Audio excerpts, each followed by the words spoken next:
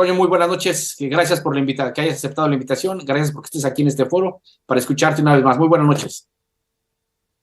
Buenas noches, no, al contrario, muchas gracias por la oportunidad de poder platicar con los tres y evidentemente también agradecer la oportunidad de que este sea un espacio para estas reflexiones, como lo es el sistema de justicia, particularmente en el Estado de México. Buenas noches. Bueno, la primera pregunta que es, de hecho, con la que invitamos a la gente a que asistiera a esta emisión, era encontrar las explicaciones de gente que sabe, que domina el tema, con toda responsabilidad, gente como tú, Antonio, de cuáles son las razones estructurales, digamos, que la calidad de la justicia no empate con las necesidades de la gente. ¿No? Más allá de los calificativos, yo no estoy para poner los calificativos, pero ¿por qué la calidad de la justicia en el Estado de México, en este caso, la estabilidad de todo el circuito judicial o de todo el sistema de justicia, ¿no? Desde la procuración hasta la administración y después el sistema de penas? ¿Por qué no funciona, al menos desde el punto de vista de la sociedad? Que es una de sus enormes carencias, es que no hay justicia, ¿no? Porque o es lenta, o hay que tener recursos, o hay que tener cierto color de piel, o hay que pertenecer a cierto trato social. Pero ¿cuáles son las razones estructurales de que en pleno siglo XXI, después sobre todo de que el Estado de México está en un proceso de transformación democrática, la justicia parecería que camina con pies muy lentos? Bueno, creo que sería importante empezar colocando una frase a lo mejor retadora para todavía las autoridades del Poder Judicial. Y es, lo que pasa es que tenemos un sistema de justicia caracterizado por el clasismo, por el racismo y la discriminación en general. Esos son los ejes por los cuales se conduce el sistema de justicia, entendiéndose en sus diferentes eslabones. Es decir, empezando desde el policía preventivo, pasando a la fiscalía, pasando a los jueces, magistrados, pasando al sistema penitenciario como último eslabón del todo el sistema de justicia penal. Los caracteriza eso, el clasismo, la discriminación y el racismo con el que se conducen. Y eso, retomo tu palabra, Mario, en el sentido de en pleno, que entrados en el siglo XXI, es aún increíble que se siga juzgando a las personas por el color de piel. Desde Haz Valer Mi Libertad han dicho mucho que la cárcel lo que castiga es la pobreza, la ignorancia de los derechos y la posición económica. Lo embonan con otra frase muy elocuente. La cárcel es el lugar donde el rico nunca entra y el pobre nunca sale. Esos son, yo los llamaría ejercicios de sabiduría popular que nos pueden dimensionar frente a lo que estamos. Segundo, quisiera de una vez compartir con ustedes algunos datos duros que me parecen Sí, interesantes. claro, adelante. Miren, en el país tenemos 226,116 personas en prisión, según el último dato del Censo Nacional del Sistema Penitenciario, junto con el Instituto Nacional de Estadística y Geografía, el INEGI. Esta publicación fue del 18 de julio del 2023. Repito la cantidad, 226,000 personas presas en el estado, en todo el país, corrijo, en todo el país. Sin embargo, voy a empezar a colocar los datos que creo que nos pueden aportar para también un análisis más, además de cualitativo, cuantitativo. Apenas el año pasado, en 2022, las personas privadas de la libertad sin sentencia era el 50,2%. En términos simples, uno de cada dos estaba en la cárcel sin tener sentencia. Pero el INEGI destacó que en el Estado de México, el 100% de los reclusos sin sentencia están en prisión preventiva. Entiéndase, oficiosa o justificada, pero están en prisión preventiva. Ese dato habría que recuperar para el análisis estatal. Sigo. Este censo hace el análisis en 314 centros penitenciarios, 15 de los cuales son de carácter federal y 248 son estatales y 51 centros especializados, concretamente centros de justicia para adolescentes o para personas con trastornos mentales. Siguiente. El INEGI reporta un aumento del 2.6% en la población penitenciaria del 2022 al 2023. Y este dato también es interesante. El 94% de los presos son varones y un 5.6% son mujeres. Y ese porcentaje mínimo de prácticamente el 0.4% son personas que no se asumen en la condición de género hombre o mujer. Eso es todo un reto para el sistema penitenciario también. Cerraría diciendo que justo a nivel federal, como todos sabemos, hubo una lógica de impulsar una ley de amnistía que procurara, con la narrativa del señor presidente Andrés Manuel López Obrador, de reconocer, como no había ocurrido en sexenios pasados, que en las cárceles había presos por pobreza y presos políticos. Eso lo quiero subrayar. Fue el presidente Andrés Manuel López Obrador quien lo colocó en la agenda, reconociendo esta cruda realidad. De esta ley de amnistía federal, solo tenemos 332 personas liberadas. Alguien podría plantear que es una buena cifra desde la óptica de quienes venimos impulsando el ejercicio de la amnistía como un ejercicio también de recuperación de la justicia. Creemos que le está quedando a deber a la sociedad mexicana en esta discusión. Cierro para no acaparar la palabra.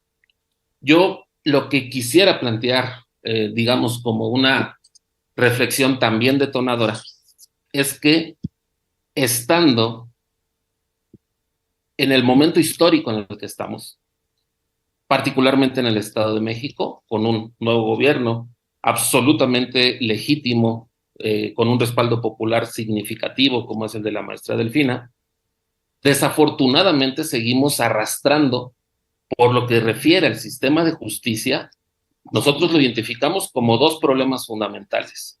Siguen existiendo las personas injustamente presas, que en el concepto construido es personas que están en prisión por condiciones de discriminación, no por haber cometido un delito. Y también existen aún presos políticos en este estado. Particularmente nos referimos a dos: a Kenia Hernández, defensora de derechos humanos de origen guerrerense, que se encuentra en prisión derivado fundamentalmente por la protesta que ha encabezado.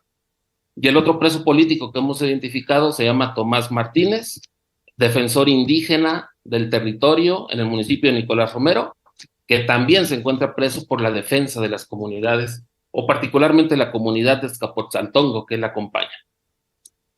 Eso, claro, que no es atribuible a este gobierno, que ahora encabeza la maestra Delfina, sino son los resabios de un problema de sistema de justicia que, como he colocado, es un sistema particularmente clasista, discriminador y racista. Y aumento un cuarto punto justo colocando el tema de los presos políticos.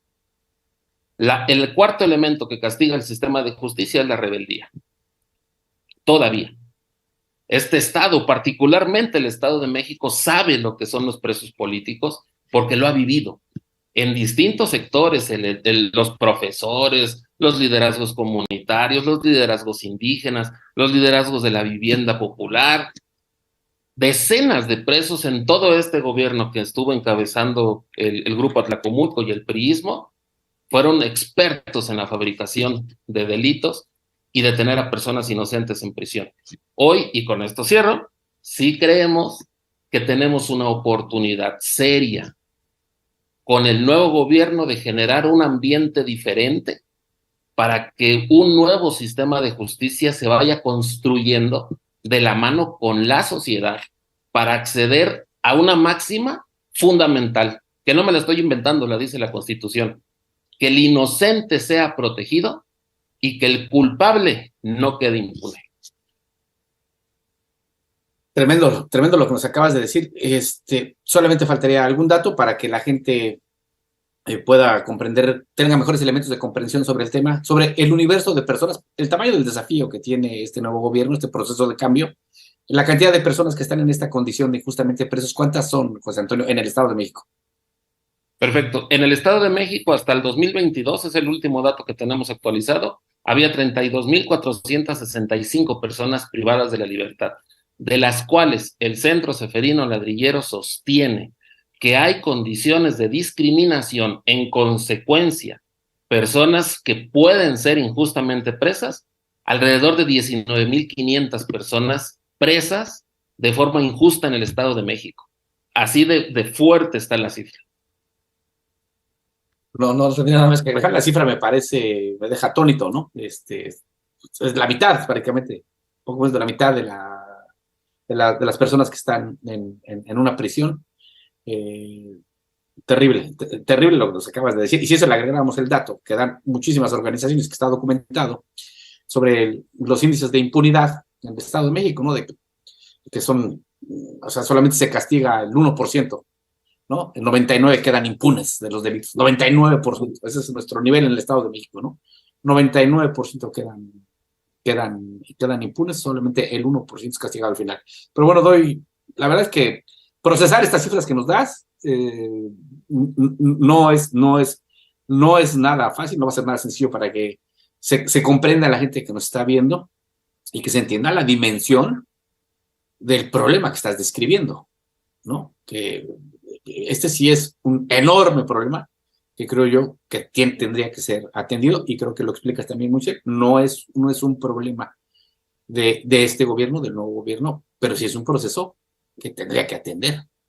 Habría que decirlo.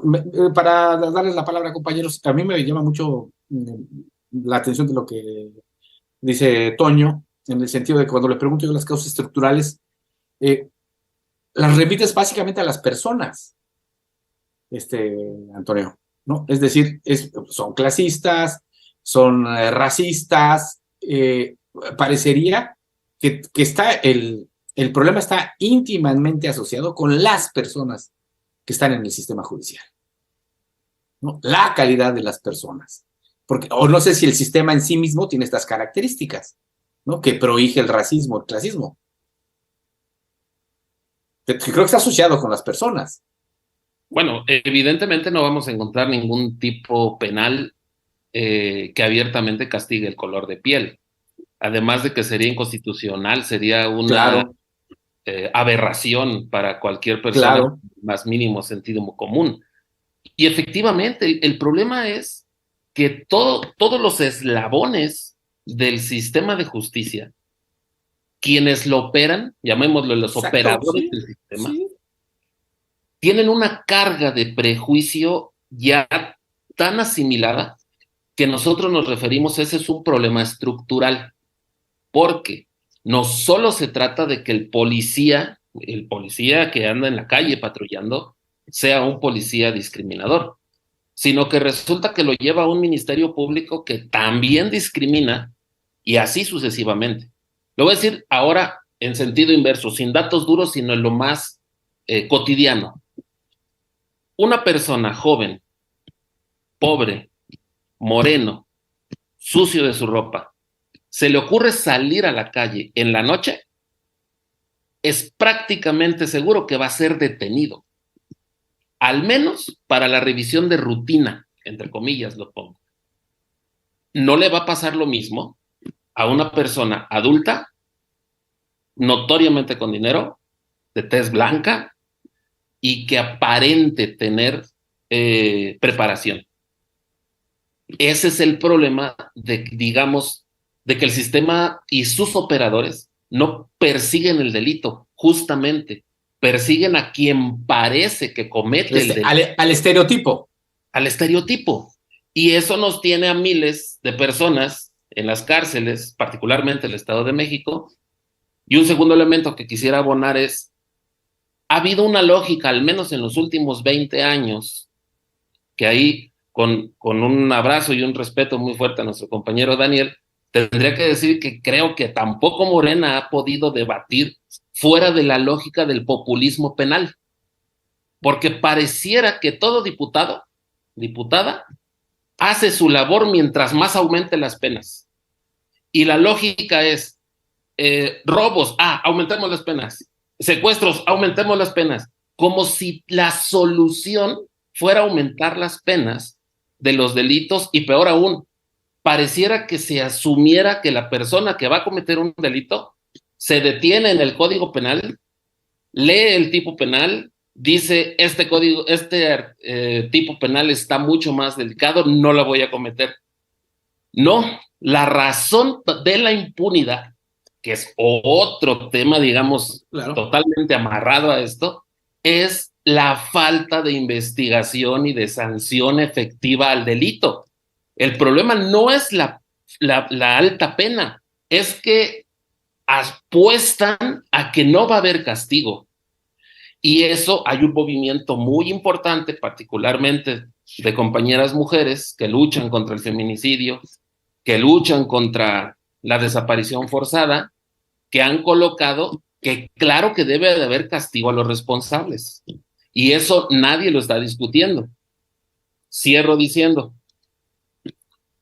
si logramos desde las posturas mucho más, yo le llamaría de avanzada, reconocer que lo que falta en esta sociedad es perseguir al delincuente, a quien cometió un hecho delictivo, y proteger al quien no lo cometió, poco a poco estaremos equilibrando esa gran distancia que hay entre la cantidad de personas inocentes que están en la cárcel y la cantidad de delitos en la impunidad, que es abrumadora. Y lo fácil para las autoridades sencillamente es, tengo 100 secuestros, consíguete 100 secuestradores. ¿Y en dónde van a encontrar esos supuestos secuestradores? Los van a encontrar en las colonias pobres, en los barrios, en los pueblos indígenas, presentando a estas personas de estos orígenes como los secuestradores, cuando todos sabemos que el gran delito, y eso es algo que el presidente Andrés Manuel lo ha venido colocando mucho, el verdadero gran delito estaba o está vinculado con las esferas de poder. Y esos son temas que tenemos que seguir discutiendo. Cierro el micrófono. ¿Qué te parece, Daniel? Hola, muy buenas noches nuevamente a todas y a todos. Toño, qué gusto conversar contigo. Quizá la gente no lo sepa, pero Toño y yo somos compañeros de generación no solo en términos académicos, sino de lucha. Provenimos de un mismo espacio de participación en la UNAM, ambos del CCH, en aquel momento del 99. Creo que no solo es en el caso, para no dejar, no dar una opinión sobre esto que dices, Toño, del el legislativo, no solo es en el caso de la Procuración de Justicia, la verdad es que el grupo parlamentario de Morena y todas las demás fuerzas políticas a veces colocan la discusión o ponen el énfasis en el lugar donde, en la opinión de muchos de nosotros, no debería de estar. Sucede, por ejemplo, con las tarifas de agua.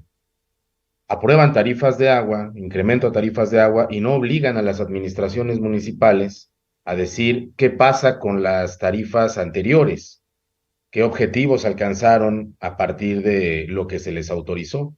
Recientemente se hizo una modificación sobre ello, empujado por la diputada Beatriz García, que preside la Comisión de Recursos Hidráulicos, pero tiene toda la razón Toño.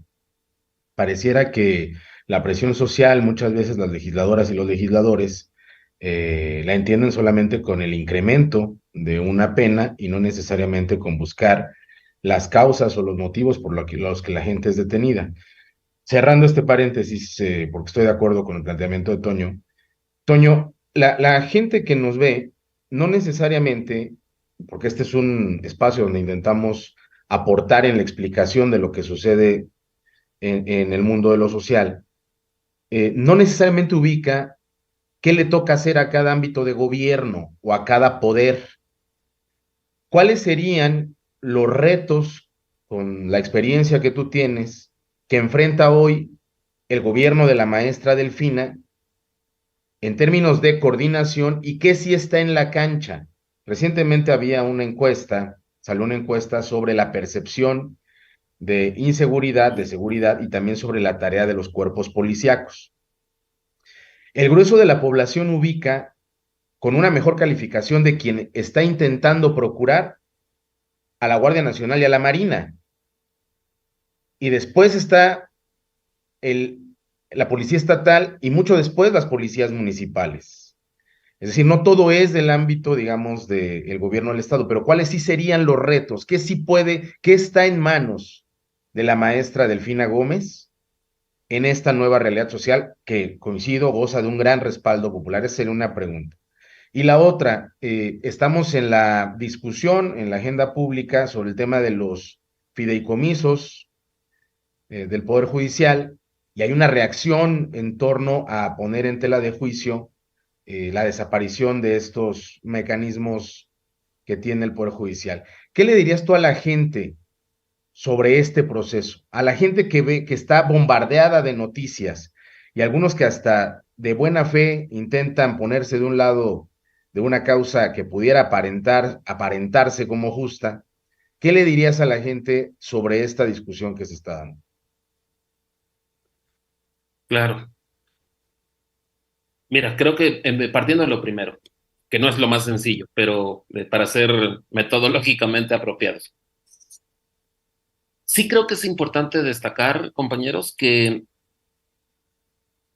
la transformación del sistema de justicia es un ejercicio complejísimo que pasa al menos por los tres poderes, entiéndase ejecutivo, legislativo, judicial, y por los órganos públicos autónomos, entiéndase Fiscalía y Comisión de Derechos Humanos, al menos. Sé que algunos que nos están escuchando van a decir, no, te está faltando secretariado ejecutivo. Hay mucho más claro, pero yo diría, plantearía estos cinco, que habría mucho que hacer en estas cinco instituciones fundamentales de la vida pública en el Estado de México. Para llegar a la pregunta concreta de nuestro compañero Daniel, yo diría, creo que tenemos que partir del reconocimiento triste, pero real, que los gobiernos de todo un siglo que estuvo encabezando el priismo en el Estado de México, le enseñaron a la policía algo, a la policía estatal, para ser más preciso, algo de lo que no podemos vanagloriarnos. Fundamentalmente, la represión y una altísima violencia en contra de la población civil.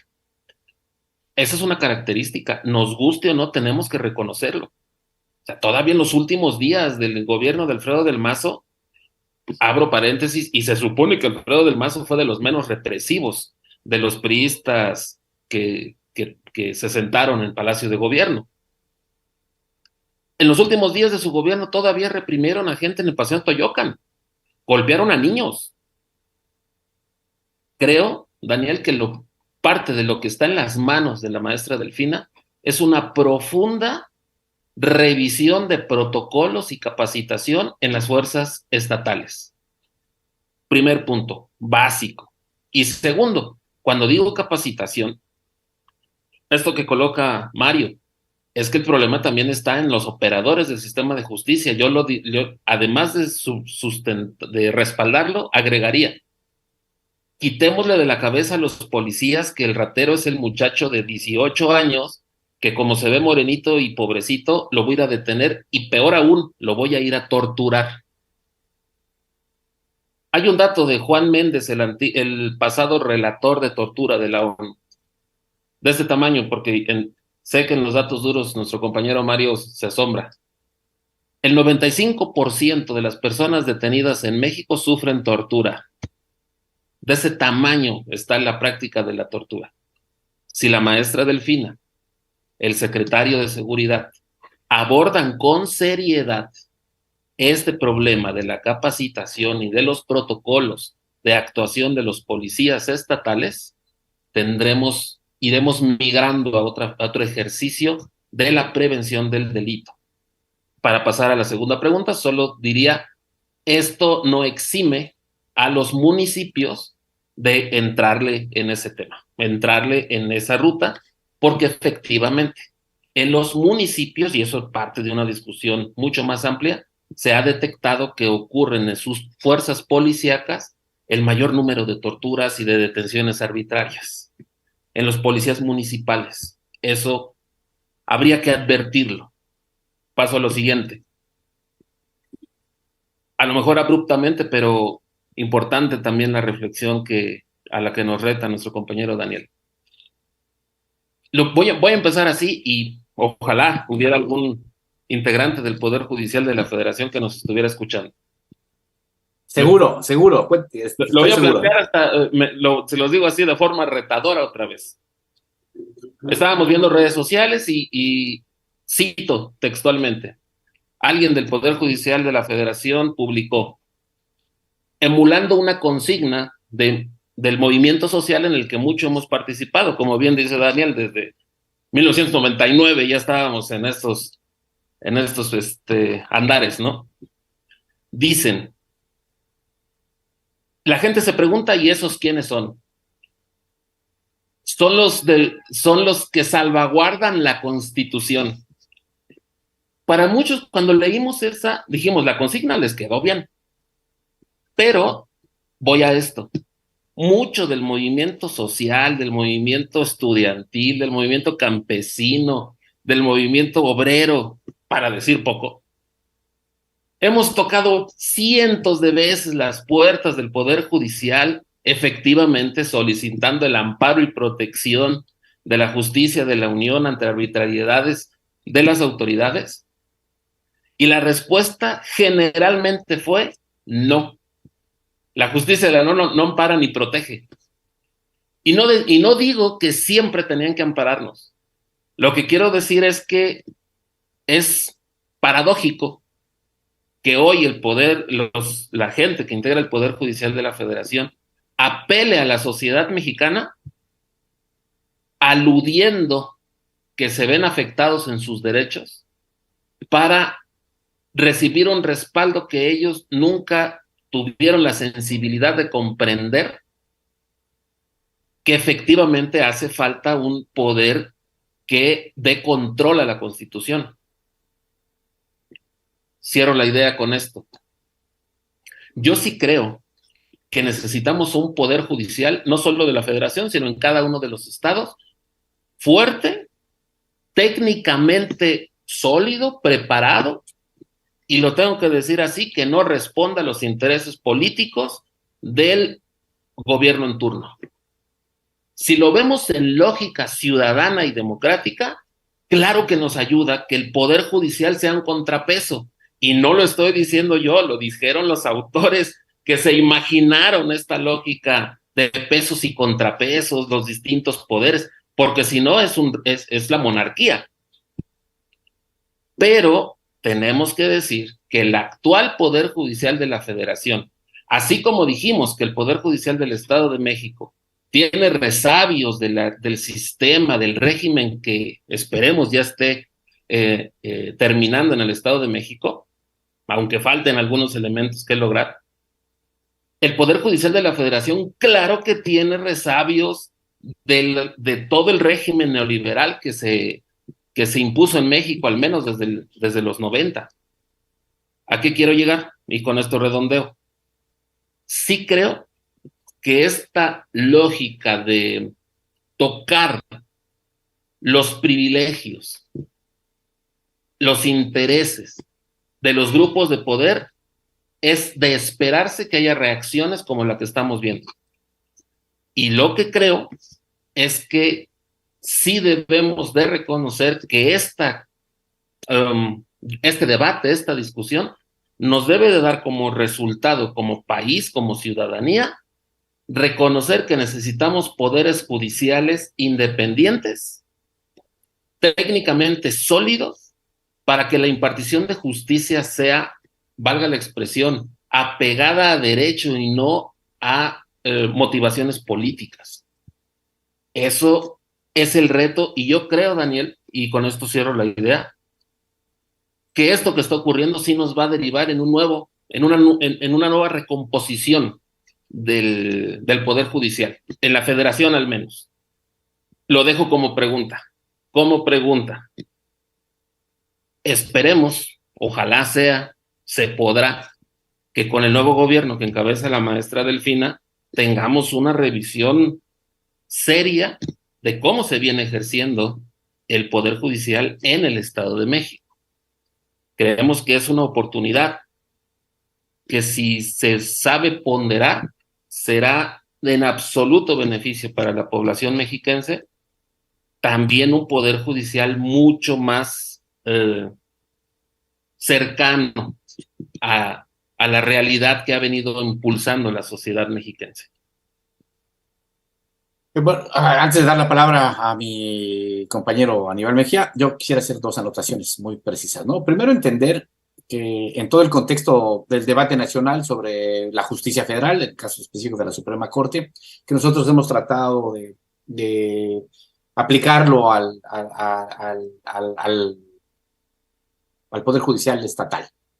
Primero, Toño habla muy bien de resabios, que son resabios, todos los magistrados, y no es que esté yo descalificando a los magistrados de este Poder Judicial, estoy hablando de datos, de realidades incontrovertibles.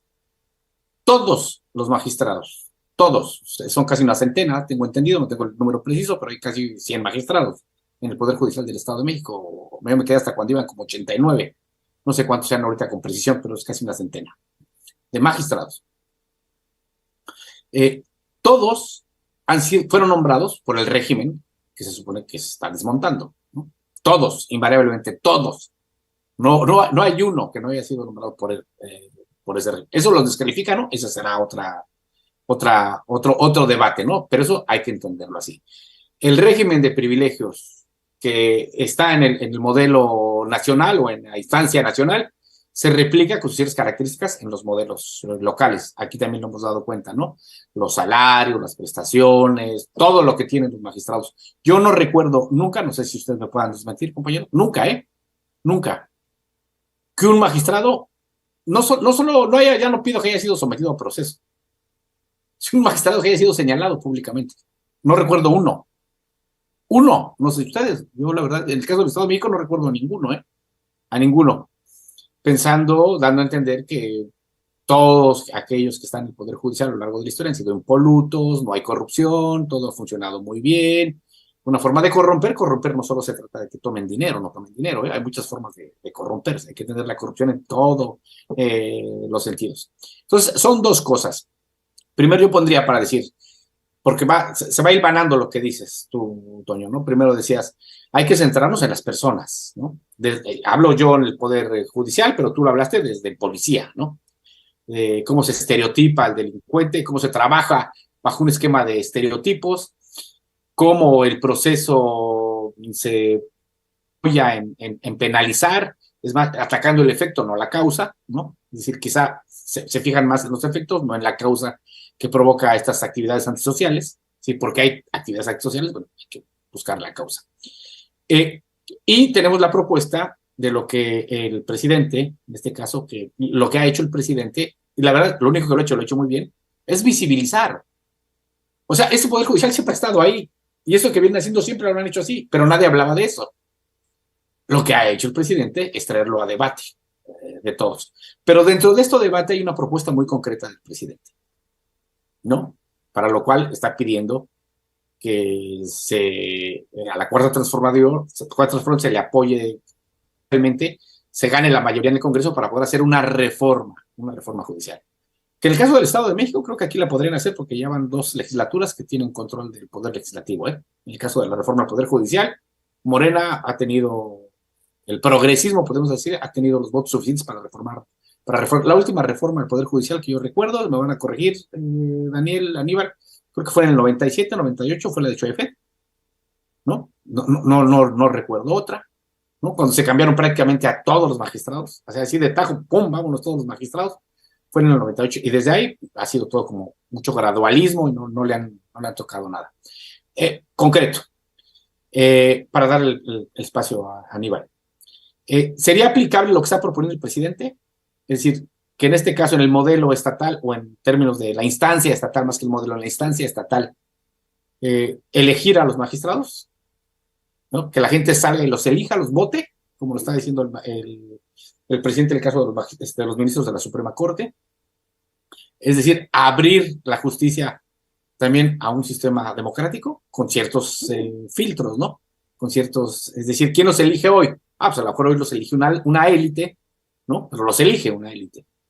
O que los elija, como el presidente, que se abra, ¿no? Con ciertos requisitos técnicos, académicos, de prestigio, de confiabilidad, de honorabilidad, pero que sea la gente quien los elija.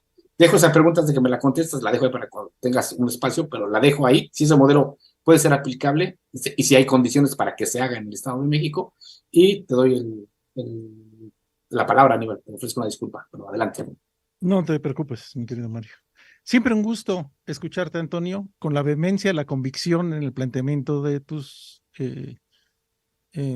pronunciamientos.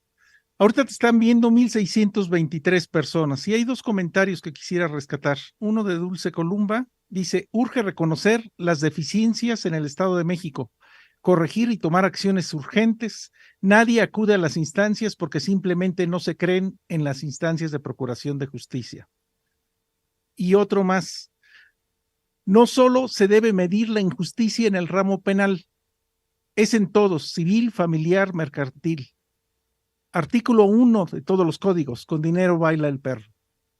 Yo adicionaría el electoral también a este. Y quisiera preguntarte dos cosas muy concretas. Referías tú correspondiente a la amnistía a nivel federal. A nivel estatal es una facultad del gobernador, la gobernadora en este caso. Pero ¿qué opinas de que haya un comité conformado abajo de ella, pero que le impida de manera directa decir puede salir tal o cual persona si no pasa primero por ese filtro? Fue una modificación legislativa que pareciera que entorpece, pero me gustaría saber tu opinión. Y dos, ¿existe la readaptación y la previsión y reinserción social o no en el Estado de México? Claro, claro. Es el indulto aquí en el Estado, ¿no? Efectivamente, iba a puntualizar eso. Uh-huh. Digamos, indulto es un instrumento diferente a la amnistía. Sí es. Y sí, es muy, muy interesante retomar el tema del indulto. Mira, esencialmente el indulto, según la ley de indulto del Estado de México, que digamos se parece mucho a las leyes de indulto tanto federal como de otros estados, tiene dos grandes vertientes.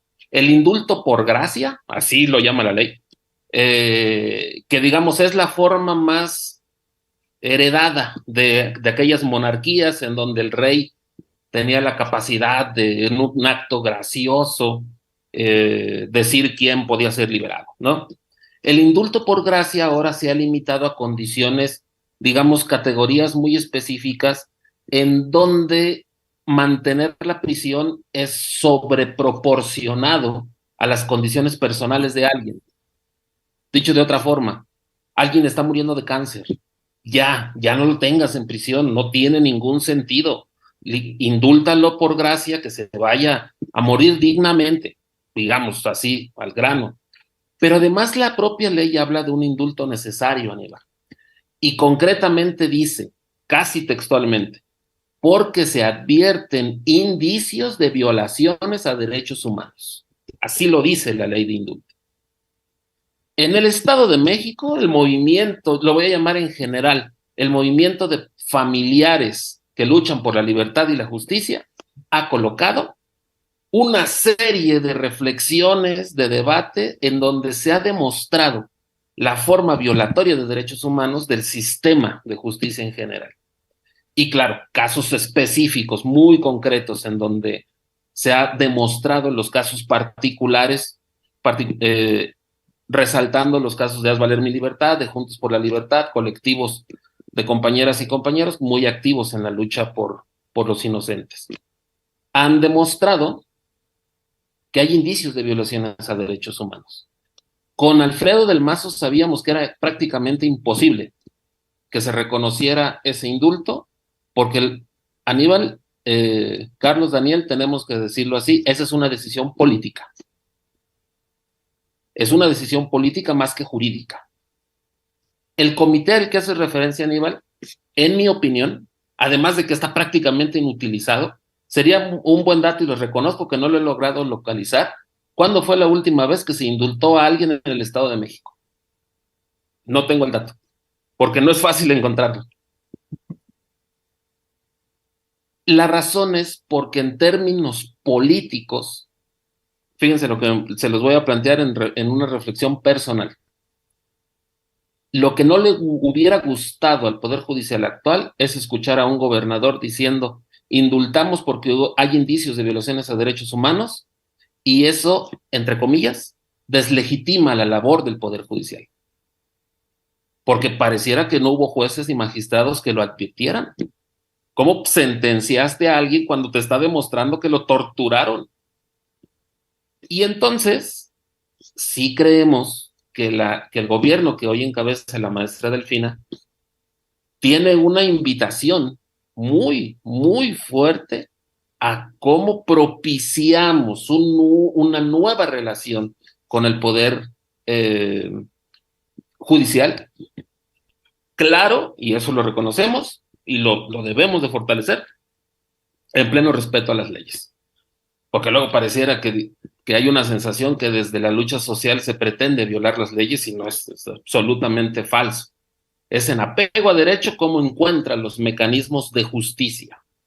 Y sí, efectivamente, el indulto, esperemos que sea una herramienta a la cual la maestra Delfina no le tema, y ese famoso comité, a eso me refería con que no había sido usado, tiene una apreciación subjetiva, y de lo que se trataría en todo caso es de hacerlo técnicamente más elocuente, porque se supondría que el indulto no podría proceder contra quien se demuestre que tiene una alta peligrosidad social.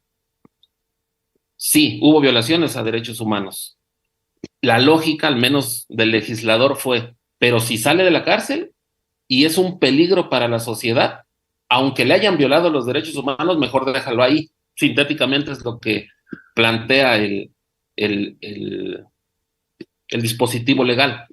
Pero si creemos que si se hace técnicamente eficiente, con análisis científicos, apegados a estándares internacionales, yo te podría reconocer, no tendríamos, al menos con los que nosotros acompañamos y representamos, no tendríamos temor en decir: las gentes que están injustamente en prisión no tienen ninguna característica de peligrosidad social.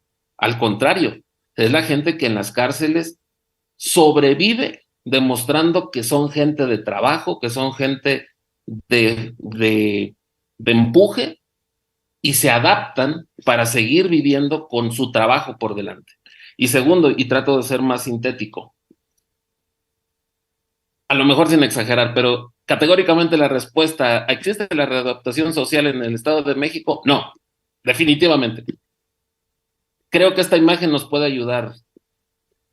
Cuando alguien se ordena su libertad, literalmente le abren la puerta del penal, lo sacan, cierran la puerta del penal. Lo que pase con su vida es absolutamente irrelevante para el sistema de justicia penal. Si me preguntas: oye, ¿hay un tipo de seguimiento, alguna forma de involucrarlo al trabajo, algún proyecto que se le plantee? Estamos hablando de fantasías. En el Estado de México eso no existe. Si acaso es si debes dinero de la multa. Ahí sí, ¿no? O sea, como tienen ciertas medidas para que según esto garantice el pago de la multa. Pero el sistema, Aníbal, no se preocupa por la readaptación. Sin embargo, quiero comentarles esto a los tres compañeros. En las personas que nosotros afortunadamente hemos logrado que sea reconocida su inocencia por la vía amnistía, por la vía de procedimientos penales, etcétera, hemos notado algo, yo lo llamaría curioso, y yo creo que varios nos están escuchando ahorita. Me refiero a los señores Félix, al señor Rubén, por mencionar algunos, a la señora Francisca. Al día siguiente o en la semana que fueron liberados, Aníbal, encuentran trabajo. Y la razón es porque su tejido social, su tejido familiar, siguió funcionando. Y entonces fue gente que los 2, 3, 5, 7 años que pasó de forma injusta en prisión, no les rompieron el tejido social y les permitió no solo regresar a su familia, sino regresar a una fuente de trabajo. Claro, no son empresarios, te lo tendría que aclarar, ¿no? No es que regresen a la junta directiva de la empresa tal, regresaron al trabajo que tenemos la gente de los pueblos. Son talacheros, están en la fábrica como obreros, están en el campo, están retomando la vida que de por sí tenían. Y yo redondearía, a lo mejor abusando de la palabra, pero de una vez, sí creo, estimado Carlos, que habría que discutir mucho cómo vamos a reconfigurar el Poder Judicial de la Federación y local. Mario, perdón. Es decir, Mario. No sabes lo que hiciste, Toño, ve la sonrisa de mis dos compañeritos que tanto me quieren, ve. Es decir, Mario. No sabes lo que hiciste, pero no sabes, caíste. no sabes lo que histe, Raúl. Tómelo como un momento de distracción de la discusión.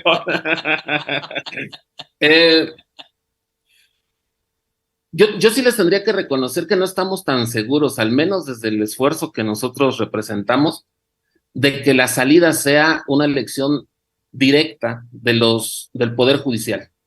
Lo reconocemos, no estamos tan seguros. Primero porque el Poder Judicial tiene un llamado a ser un poder primordialmente técnico. El representante popular del legislativo, incluso del titular del ejecutivo, no tiene, y lo digo así, por qué ser un órgano técnico. En el legislativo queremos que haya trabajadores, que haya estudiantes, que haya mujeres, que haya profesores, todos los sectores de la sociedad representados, indígenas, campesinos. Eso es lo que quieres en un legislativo, la voluntad soberana del pueblo. En el titular del Ejecutivo, claro que quieres fundamentalmente una persona preparada, pero digamos, particularmente además de preparada, honesta y con voluntad de servir a su pueblo.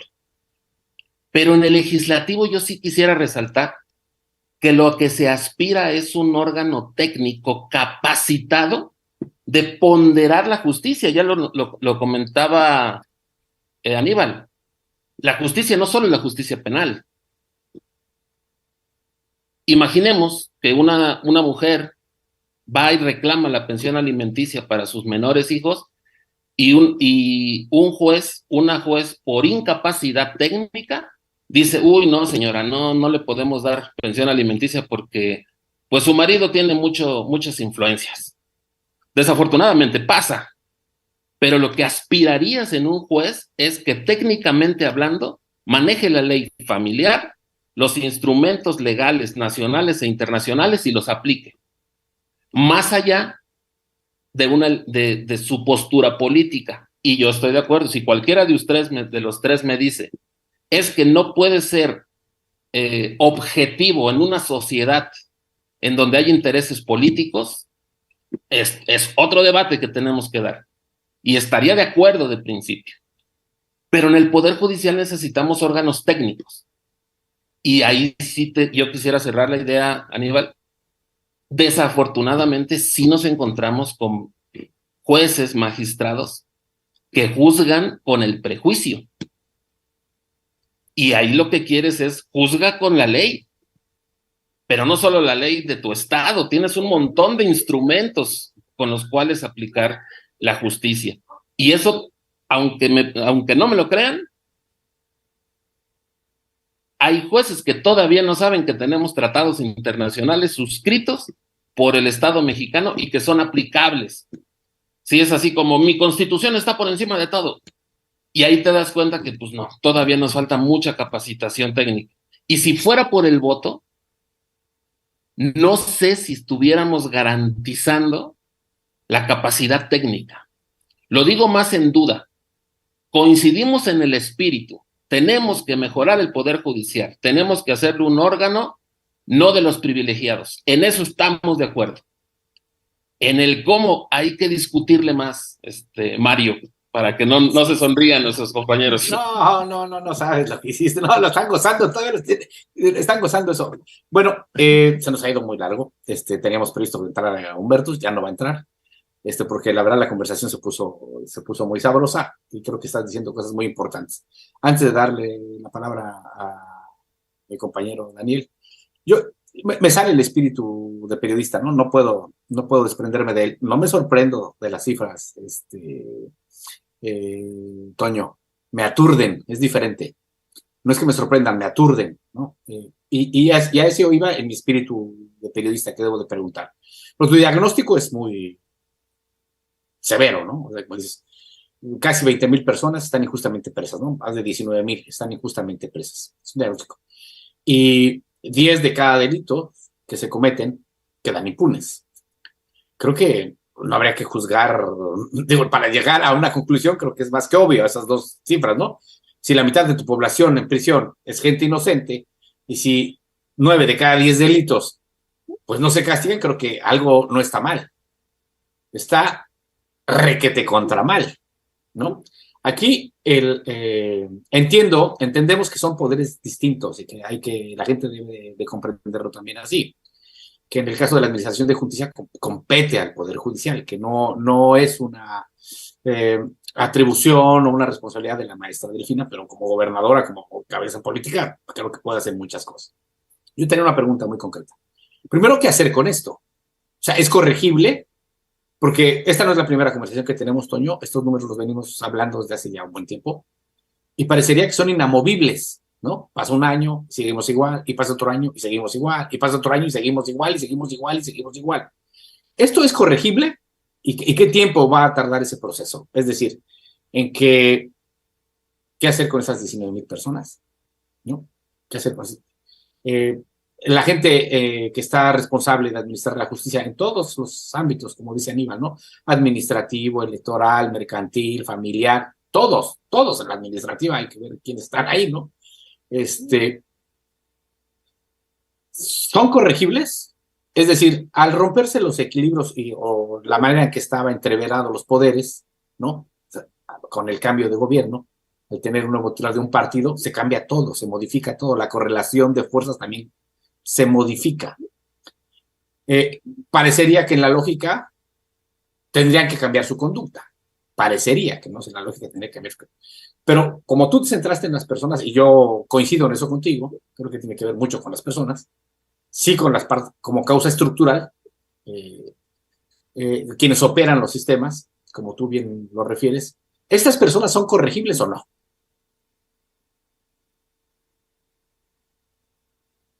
Yo creo que es importante colocar, primero me detengo en este planteamiento de un nuevo gobierno genera una nueva correlación de fuerzas y yo tengo que decir, sí, creemos que el gobierno que encabeza la maestra Delfina pone condiciones diferentes a como veníamos trabajando hace 20 años. Y justo retomo lo que comentó Daniel. Hace veintitantitos años, en el 99 éramos adolescentes y a nosotros nos tocó ser correteados por policías, por grupos de choque. Hoy, no digo que solo porque ya pasó nuestra primera juventud, sino porque sí creo que hay una condición diferente para la participación pública. Sí, yo estoy convencido de eso. Sí hay una condición diferente. Que tenemos desafortunadamente presos políticos como Tomás Martínez y como Kenny Hernández, evidentemente no podemos aspirar a que un cambio y una transformación sea, digamos, indetectable. O dicho de otra forma, tenemos que reconocer que va paulatinamente, que se va notando. Solo en el 2000, para darme a entender más, en el 2018, cuando entra el presidente Andrés Manuel a la presidencia de la República, valga la expresión, en el Estado de México teníamos documentados 18 presos políticos. Hoy tenemos documentados 2. Claro que si los compañeros que me están escuchando de Llano Grande y los compañeros de Kenny Hernández me escuchan decir todo está bien, legítimamente me van a decir, oigan, todavía tenemos un preso o una presa política en el Estado y tiene que ser puesto en libertad y estamos absolutamente de acuerdo y trabajando para que ya no sean presos políticos. Solo que sí merece un análisis reconocer que en el 18 teníamos 18 presos políticos. Cuando entra el nuevo gobierno federal, cambió la correlación de fuerzas, sí. Incluso no tiene nada de secrecía. La Subsecretaría de Derechos Humanos, que en su momento encabezó Alejandro Encinas, fue determinante en las gestiones de esa libertad de buena parte de sus presos políticos. No estoy diciendo nada que sea un secreto. Sin embargo, hoy tenemos, reitero, 2 presos políticos que tenemos que seguir trabajando ahora con el gobierno que encabeza la maestra, digamos, para que ya no haya presos por motivos políticos. Y eso me parece bien, Toño, pero ¿los otros 19,000 de los que hablas? Que no Claro. tendrán carácter de preso político, pero que es muy importante. Sí, claro, pero no tienen por qué estar en prisión, de esos. Exactamente. De acuerdo. Y voy para allá. Estructuralmente hablando, claro que tenemos un reto enorme de recuperar no solo la libertad de esos 19,000, que hago una acotación. Una cosa es que los tengamos en términos documentados en números, voy a decirlo fríamente, pero también tengo que reconocerlo. No habemos asociación ni grupo social en el Estado de México, y yo creo que en el país, con capacidad de documentar 19,000 casos y defenderlos a todos. Es más, creo que ni la Defensoría Pública del Estado de México tiene la capacidad para un problema de estas dimensiones. ¿Qué tendríamos que estar pensando, Mario, para algunas ideas que creemos que la maestra Delfina... Creo yo que el Poder Judicial debería de hacerlo. Claro. O sea, debería tomar conciencia y corregir sus errores. Justo, pero lo embono con la nueva correlación de fuerzas que implica la gobernadora. 1, sin duda alguna, tenemos que bajarle al uso de la prisión preventiva oficiosa. Ese es todo un debate. 2, nuestros estimados legisladores y legisladoras deben de estar abiertos al debate para reconocer que esta lógica populista penal de te subo las penas no es la solución, porque justo estamos encontrando que tenemos el 99% de impunidad y un altísimo número de personas inocentes en la cárcel. Habría que reconocer en el legislativo de no va por ahí el camino. ¿En dónde estaría? Y con eso sería una tercera idea. Sin duda alguna, Mario, Daniel, está también en la profesionalización de la fiscalía. Muchos de los compañeros y compañeras que nos están escuchando, sus familiares fueron sentenciados solamente por testimonios singulares de gente que se atrevió a ir a los juzgados a decir si es culpable. Con todo y que las características, sus declaraciones fueron contradictorias. Pero como no tenemos periciales, no tenemos estudios técnicos, no tenemos estudios de ADN, reconocimiento de huellas digitales, todo lo que ustedes han visto en la televisión y en las películas es del mundo de la tele y de las películas. No pasa en la realidad mexiquense. De hecho, mexicana en buena parte. No pasa. Y entonces tienes un montón de gente señalada, a veces sin conocer a la persona que los acusa, sentenciados por delitos muy graves, a penas muy altas, y por si fuera poco en su momento, con defensas deficientes, con desconocimiento del tema, con poco recurso para contratar abogados particulares, las defensorías públicas, no se me vaya a molestar, mi estimada Instituto de la Defensoría Pública del Estado de México, pero la apuesta más a decirle a los presos, declárate culpable o que seas inocente, porque así me dejas más trabajo. Y en parte, digamos, y lo pongo entre comillas grandotas, el número de defensores públicos en el Estado, ya que me detuve en esto, no rebasa los 400 defensores públicos. 400 defensores públicos, ya no digo para los más de 30,000 presos, para la mitad, para 15,000, le da una cantidad insostenible para que un defensor público pueda brindar una defensa adecuada. No, no es posible, humanamente no es posible. Entonces, ¿se trata de temas de presupuesto? Sí, se trata también de temas de presupuesto. Necesitan más presupuesto para la Defensoría, incluso para la Fiscalía, para que tengan mayor capacidad de investigación, mayor capacidad de defensa técnica. Cierro diciendo, ¿es un reto monumental cambiar el sistema de justicia? Sí. ¿Lo vamos a lograr? Compañeros, lo vamos a lograr. No ahora, no mañana, pero hay mucha gente que ahorita está de esos 1,600 que nos comenta Aníbal. Yo sé que mucha gente de esta está escuchando este programa porque ya de por sí están luchando y en todo momento están buscando los espacios públicos para colocar que tenemos que cambiar el sistema de justicia como parte de un sistema mucho más integral en este país y en este estado. Y se puede, sí se puede, porque cierro con esto, como empecé. Ya lo estamos haciendo y ya lo hemos logrado. Falta mucho por trabajar, sí. Muy bien. Pues me parece que es muy importante. Daniel. Sí, yo tengo una... Me alienta mucho la forma en la que abordas, Antonio, el tema de la propuesta que ha hecho el presidente. Yo tengo mi duda también de que la solución vaya a estar en el espectro de lo técnico. Creo que más bien quizá aquí un mix de ambas cosas, porque, y vale la pena porque es la discusión que viene, ¿eh?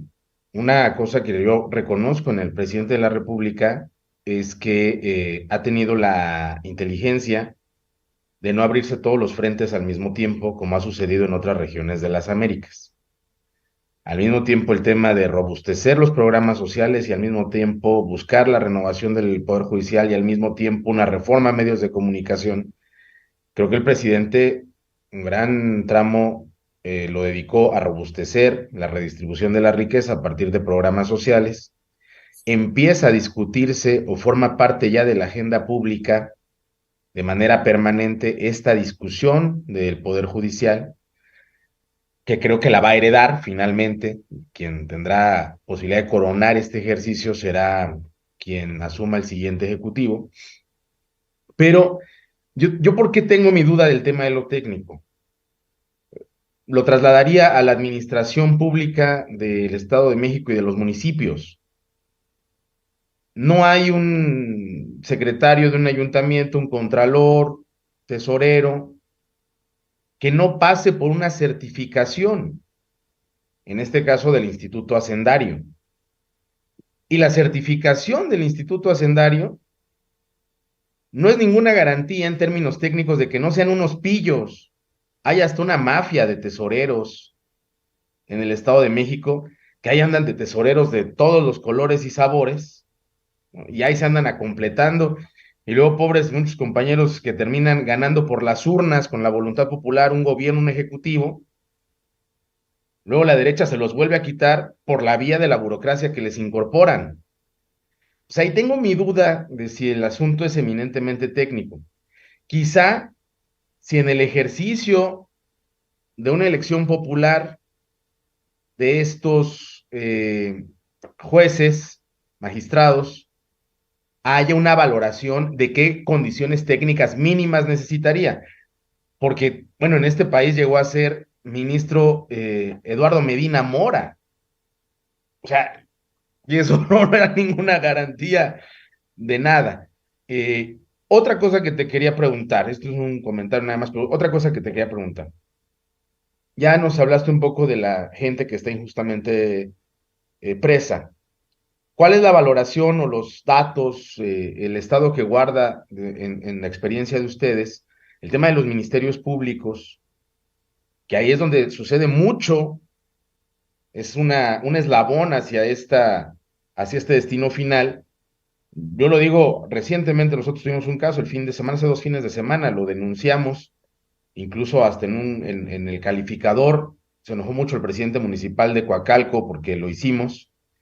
Un ciudadano, un cerrajero, se roza con una banqueta, da un banquetazo, lo detiene la policía municipal, y le dicen que el daño de la banqueta asciende a 40,000 pesos, pero se lo podían dejar en 20, ya para que se fuera, ¿no?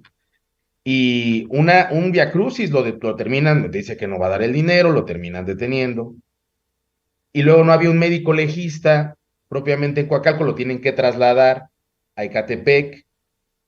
Y luego ya es la incorporación del tema del Ministerio Público, y ahí sucede, hay hasta una máxima entre los abogados, ¿no? No, arréglalo ahí en el Ministerio Público, porque si ya luego de ahí se vuelve muy complicado. ¿Cuál es el estado, en la opinión tuya y con todos los datos de los que dispones, de los ministerios públicos en el Estado de México? Mira, desafortunadamente también cargamos con una tradición, y lo llamo así, de muchos años, prácticamente un siglo, en donde las fiscalías ahora, mejor dicho al revés, las procuradurías, ahora las fiscalías, o la Fiscalía del Estado, sin duda alguna, era unos de las instituciones de mucho menor opinión, de una opinión más lastimada entre la sociedad. Y ganado a pulso. O sea, desde estos actos de corrupción que nos compartes, hasta evidentemente yo hace un rato decía, las policías municipales torturan.